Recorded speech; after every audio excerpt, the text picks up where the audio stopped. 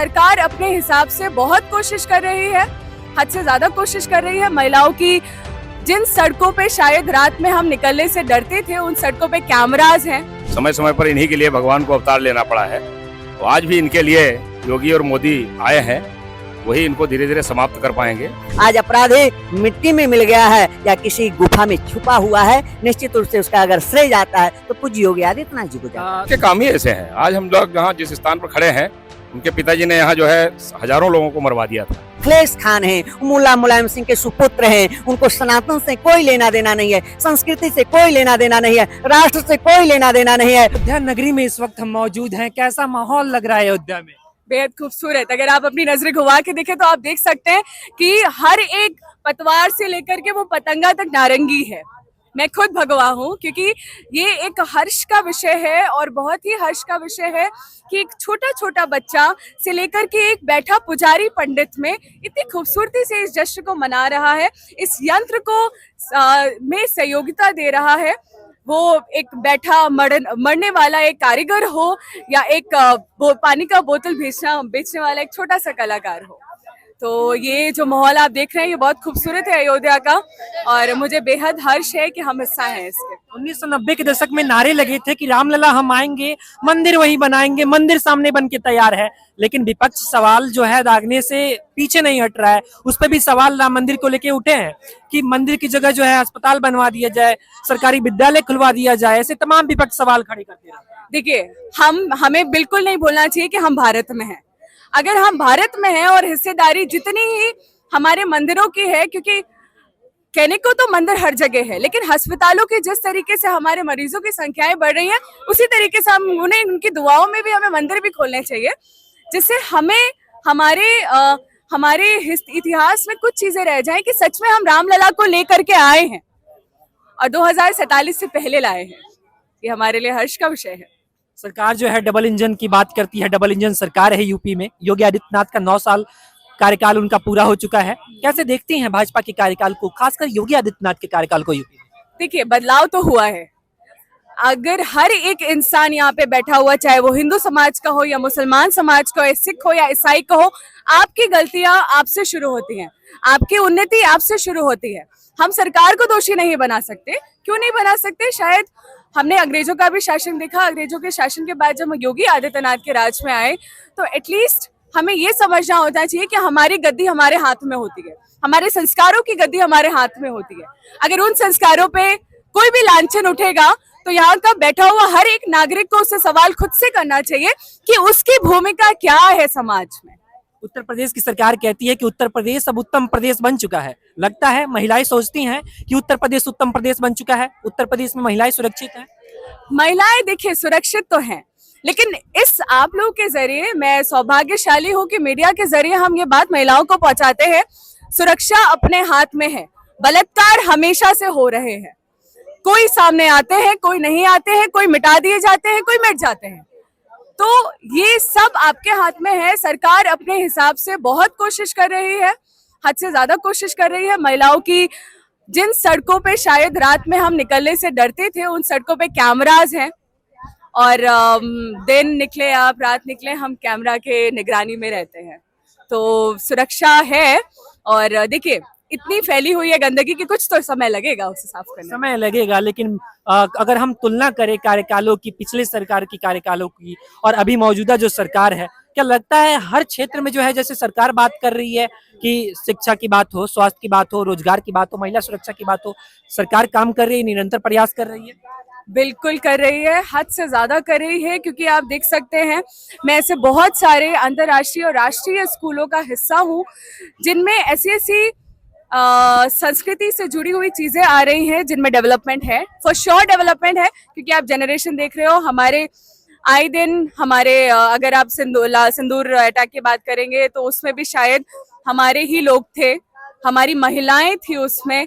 तो डेवलपमेंट है, बहुत हद तक है, और मुझे नाज है इस बात से कि हमारी युवा पीढ़ी डेवलप कर रही है। बट डेफिनेटली डिजिटल मीडिया से पहले हमें अपने बच्चों को बोलना चाहिए कि किताबों में जो ज्ञान है वो डिजिटल मीडिया पे नहीं मिलेगा।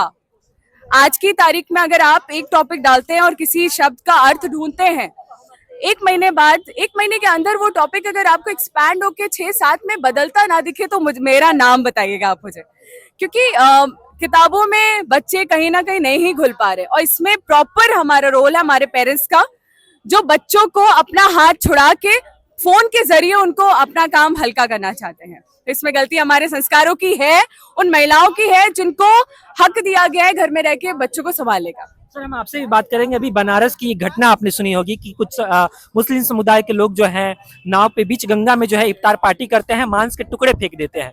उसके ऊपर अखिलेश यादव जी बयान देते हैं कि ये हमारी स्वतंत्रता है, हम चाहे अपने घर में करें या फिर गंगा में करें, गंगा किसी एक समुदाय का थोड़े है। कैसे देखते हैं जब कोई पॉलिटिकल पार्टी के एक सम्मानित नेता ऐसे बयान देते हैं? तो ये राक्षसी वृत्तियां हैं और ये आज से नहीं आदिकाल से चली आ रही हैं। समय समय पर इन्हीं के लिए भगवान को अवतार लेना पड़ा है। तो आज भी इनके लिए योगी और मोदी आए हैं, वही इनको धीरे धीरे समाप्त कर पाएंगे। तो इनकी वैसी ही वृत्ति है। और उस 27 में चुनाव है, अखिलेश जी तैयारी में लगे हुए हैं। वो तैयारी ऐसे करते रहेंगे आगे 20 सालों तक। 20 सालों तक? वो कभी भी 27 चुनाव में नहीं जीतने वाले? नहीं, अब जो है ये लंका में रावण की जो है वो नगरी नहीं है। अब वहाँ बैठेंगे तो उनके भाई बैठ सकते हैं, लेकिन ये राक्षस इतनी नाराजगी क्यों है अखिलेश यादव से? इतनी नाराजगी नहीं, उनके काम ही ऐसे हैं। आज हम लोग जहाँ जिस स्थान पर खड़े हैं, उनके पिताजी ने यहाँ जो है हजारों लोगों को मरवा दिया था। तो नाराजगी तो होगी, पूरे हिंदू समुदाय में नाराजगी है। क्या है ये सौभाग्य है यूपी के लोगों के लिए?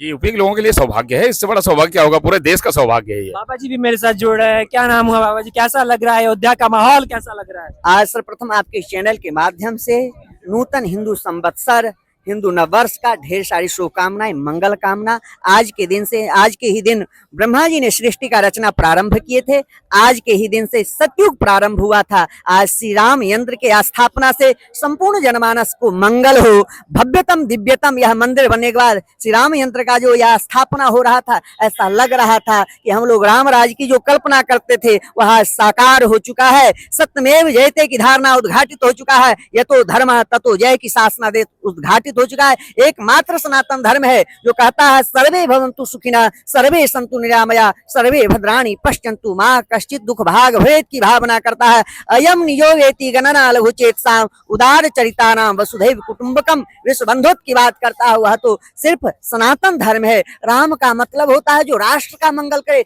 यह राम मंदिर कोई आम मंदिर नहीं है, राष्ट्र का प्रथम मंदिर है। आज देख सकते हैं कि संपूर्ण हिंदू जनमानस अयोध्या के प्रति उन्मुख है, रामलला के दर्शन करने के लिए ललायित है। आज के दिन यह स्वर्णिम पर्व में जो भी इस कार्यक्रम के महा आयोजन में जो है प्रत्यक्षदर्शी रहे, आज अपने आप को धन्य मान रहे होंगे। रामलला की पावन भूमि पे हम मौजूद हैं, लेकिन इस मंदिर को लेके भी बार बार सवाल खड़े होते हैं। विपक्ष कहता है कि मंदिर की क्या आवश्यकता थी, विद्यालय बनवा देते, अस्पताल खुलवा देते। विपक्ष के नेता ऐसे कहते हैं। अखिलेश यादव जी भी जो है, जब राम मंदिर का निर्माण हुआ था उस समय वो आए नहीं थे अखिलेश यादव जी। निश्चित रूप से जो राष्ट्रद्रोही है, जो रामद्रोही है, जो सनातन द्रोही है, ऐसे लोग जो जिनके जो है उपेक्षित मानसिकता, संकीर्ण विचारधारा, उनको कोई ज्ञान नहीं है। आज आप देख सकते थे इस रामलला के भव्यतम दिव्यतम निर्माणाधीन में जितने भी सहयोगी रहे, कम से कम 6000 श्रमिक काम करने वाले लोगों को सम्मानित करने का काम किया। ये 6000 लोग कौन थे? उनके 6000 लोग मतलब उनके 60,000 परिवारों का पालन पोषण 5 वर्षों से है, जो निरंतर धारा प्रवाहित काम चल रहा है। इस काम से उन्हीं के परिवारों का जो भरण पोषण हुआ था। अच्छा, बाबा जी जो है उत्तर प्रदेश के मुख्यमंत्री हैं योगी आदित्यनाथ, कैसे लगते हैं आपको? क्या वो सनातन संस्कृति को आगे बढ़ा रहे हैं? उत्तर प्रदेश को सफल नेतृत्व दे पा रहे हैं? निश्चित रूप से उत्तर प्रदेश जो पूर्ववर्ती सरकारों में बीमारू प्रदेश के नाम से जाना जाता था, उत्तर प्रदेश जो दंगाइयों के नाम से जाना जाता था, उत्तर प्रदेश अपराधियों के नाम से जाना जाता था, आज वह उत्तर प्रदेश उत्तम प्रदेश के नाम से जाना जाता है। आज वह उत्तर प्रदेश संपूर्ण प्रदेशों के उत्तर के रूप में जाना जाता था। आज सनातन संस्कृति सर्वोच्च शिखर पर स्थापित है। उसका एक श्रेय है तो देश के यशस्वी प्रधानमंत्री और पूज्य योगी आदित्यनाथ जी, इन्होंने जो सनातन संस्कृति का डंका, सनातन संस्कृति का ध्वज के संवाहक के रूप में मैं देखता हूं और संपूर्ण जनमानस देखता है। आज पूरा विश्व जो है अयोध्या के प्रति उन्मुख है, पूरा विश्व भारत के प्रति देख रहा है। यह एकमात्र श्रेय जाता है तो पूज्य योगी आदित्यनाथ जी को, जिनकी तीसरी पीढ़ी है, जो रामलला के लिए समर्पण भाव से काम करने का काम किए। आज रामलला के प्रति उनकी जो भावना है, जो सनातन के प्रति उनकी जो आस्था है वह अटूट है। भूतो न भविष्यति, ऐसा कोई मुख्यमंत्री न हुआ था न होगा। यह मेरा नहीं मानना है, पूरे देश दुनिया को मानना है। पूरे भारत के लोग अपने प्रदेश में भी चाहते हैं कि पूज्य योगी आदित्यनाथ जी जैसा नेतृत्व मिले, ऐसा मुख्यमंत्री मिले जिन्होंने दंगाइयों को मिट्टी में मिला दिया है, अपराधियों को मिट्टी में दफनाने का काम किया। आज अपराधी मिट्टी में मिल गया है या किसी गुफा में छुपा हुआ है, निश्चित रूप से उसका अगर श्रेय जाता है तो पूज्य योगी आदित्यनाथ जी को जाता है। बनारस की एक घटना में फिर से संज्ञान में लाना चाहूंगा। वहां पे कुछ समुदाय, मुस्लिम समुदाय के लोग जो है गंगा नदी में जाते हैं, बीच गंगा नदी में नाव पे इफ्तार पार्टी करते हैं और मांस के टुकड़े को नदी में फेंक देते हैं। कैसे देखते हैं इस तरह की हरकतों को, इस तरह के कृत्य को? देखिए, क्या ये आस्था को जो है धूमिल करने की, चोटिल करने की कोशिश की गई है? निश्चित रूप से साजिश है। उन जल्लादों को, उन अपराधियों को, मजहबी उन्मादों को, जिन्होंने उन महान आस्था के पावन जो गंगा हैं, जिनके प्रति सनातनियों का अटूट आस्था है, गंगा दर्शनान मुक्ति, दर्शन करने से मुक्ति मिलती है, उन गंगा को अपवित्र करने का जो साजिश रचा गया था, हिंदुओं को उकसाने के लिए, जो दंगा कराने के लिए, हिंदू मुस्लिम राइट कराने के लिए, जो कुछ ऐसे ओछी मानसिकता के लोग हैं उनके ऊपर शासन प्रशासन का हंडर चला। 14 लोग जेल भी गए हैं और मैं मांग करता हूं कि कठोरतम कानून की आवश्यकता है। आए दिन कोई सनातन को गाली देता है, कोई देवी देवता को गाली देता है, कोई हमारे पवित्र स्थान को जो है अपवित्र करने की कुचेष्टा करता है, इसके लिए कठोरतम कानून। गिरफ्तारी हो गई है, लेकिन अखिलेश यादव फिर कह रहे हैं कि ये हमारी आजादी है, हम अपने घर के छत पे मनाएं या फिर गंगा नदी में मनाएं, उससे क्या दिक्कत है, ऐसा अखिलेश यादव कह रहे हैं। अखिलेश खान जी जो मुल्ला मुलायम अखिलेश खान, निश्चित रूप से अखिलेश खान हैं, मुल्ला मुलायम सिंह के सुपुत्र हैं। उनको सनातन से कोई लेना देना नहीं है, संस्कृति से कोई लेना देना नहीं है, राष्ट्र से कोई लेना देना नहीं है। वह आए दिन इस प्रकार का जो अपनी ओछी मानसिकता को प्रदर्शित करते। मैं पूछना चाहता हूँ, भारत में रहते हो, भारतीय सनातन संस्कृति का ज्ञान नहीं है? वो काशी विश्वनाथ, भगवान विश्वनाथ के त्रिशूल पे टिका हुआ है, त्रिशूल पे वो आधारित है। गंगा जो संपूर्ण जनमानस को अविरल जल दे करके पवित्र करते हैं, उनके जीवन को जलवायु दे करके उनको सिंचित करने का काम करते हैं। आज उनको जो है अपवित्र करने का कुत्सित प्रयास किया जा रहा है, संकीर्ण मानसिकता को प्रदर्शित करने का काम किया जा रहा है। उसके बाद भी आप इस प्रकार करके जो है दिग्भ्रमित जो अपने वक्तव्य दे करके समाज में क्या आप जो है दिशा निर्देश करना चाहते हैं? उनके वीडियोस आप देखते होंगे, वो इफ्तार पार्टी में जाते हैं, लेकिन जो है रामलला के दर्शन करने वो नहीं आए।